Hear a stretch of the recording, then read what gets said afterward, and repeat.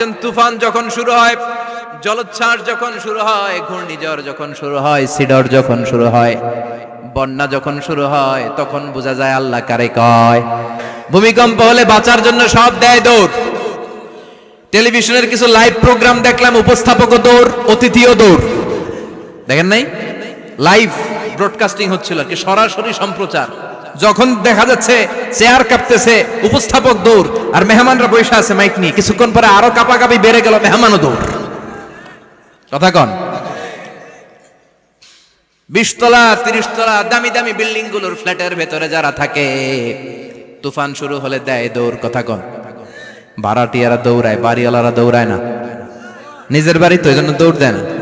নাকি ভূমিকম্প হলে ভাড়াটিয়াও দৌড়, বাড়িওয়ালাও দৌড়?